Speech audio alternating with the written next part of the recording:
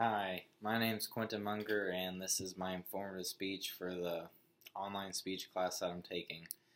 One of America's biggest pastimes is watching competitive sports. Some of the most prominent ones are football, basketball, and baseball. But the sport that I'm going to be talking about has been on the rise recently. It's a fast paced winter sport game. It's mixed with the aggressiveness of football, finesse of soccer, and the occasional right hook of a boxing match. If you've guessed it already, this sport is hockey. Has very dangerous aspects to it that make it very fun to watch.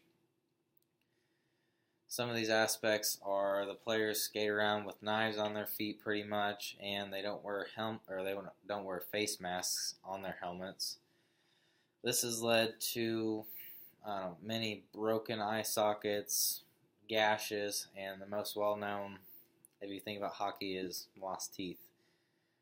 You're probably wondering why someone would even play the game or watch it, but if you want to hear more, keep listening. Some of the history of this game is probably similar to any other sport. It evolved from a simple game with not many rules, and this game, for instance, started out with people back in the 18th and 19th century playing simple games with stick and balls, making their own rules, hitting it back and forth to score goals and stuff. The game was brought to North America, where the Winter Games with informal rules was held. For example, they had ice polo and stuff, and this is how hockey originated. The actual game of ice hockey wasn't developed in North America, it was developed in North America, but it was developed in Canada, not the United States, and it's still the most popular there today. The first indoor amateur game was held in 1875 on March 3rd in Montreal, Canada.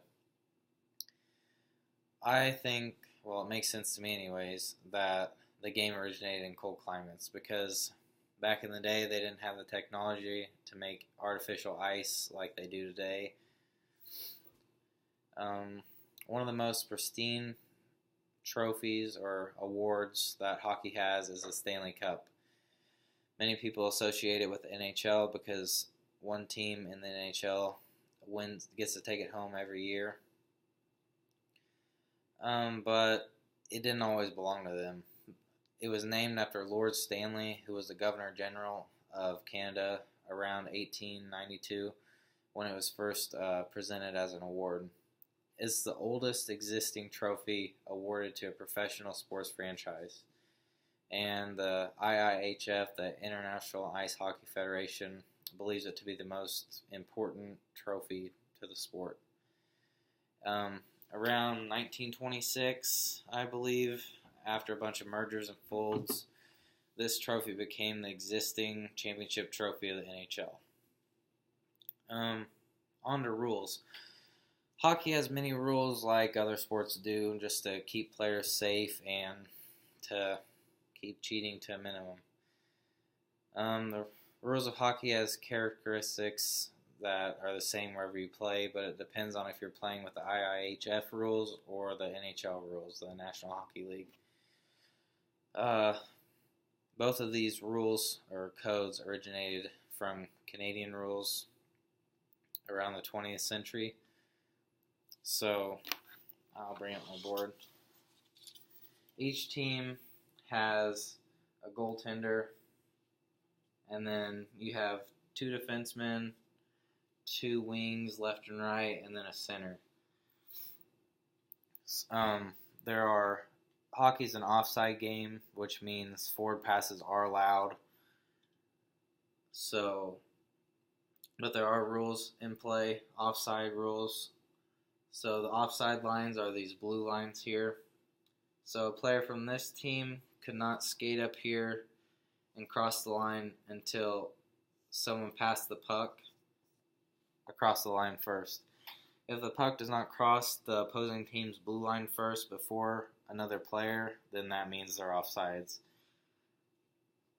The rink is usually, in North America, It's 200 feet by 85 feet.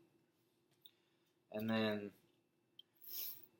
this is the goaltender's crease, where an opposing player cannot be in here for more than 5 seconds. It's kind of like basketball, where you can have 3 seconds in the lane, but it's called goaltending if you're in the lane here for more than 5 seconds. And then there's rules for player safety, such as tripping, cross-checking, holding both ends of the stick and hitting someone, or boarding, which is hitting someone into the boards while they're facing them. If you make one of these penalties, you go to the penalty box for either 2 to 20 minutes. You can also get ejected from the game or get a couple game suspension, but that's besides the point. The players' benches are usually on the opposite side of the penalty box, and this is the scorekeeper's box, but that's something different. So, my third topic is equipment. Players have skates, and the skates have shoes on them that are very padded. And then you have shin guards, elbow pads, padded gloves, breezers, which are padded shorts. Then you have thin chest protectors and shoulder pads, then a helmet, but the NHL or higher level hockey players don't really use a face mask, but in lower levels you'll see cages on there. And all these are padded because they play with a vulcanized rubber puck. It's very hard and it hurts when you get hit by one.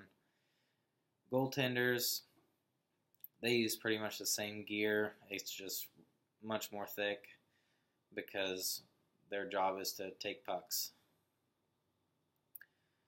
A very important piece of equipment is probably the nut cup. You don't want to take a puck there because it hurts pretty bad. But let's get on to something different. What is it? I don't know. Anyways. Hockey is a fast-paced winter sport game, like I said, and it's very dangerous, but it's also very fun to play, and it's very fun to watch. And this is just from all personal experience. Thank you for listening.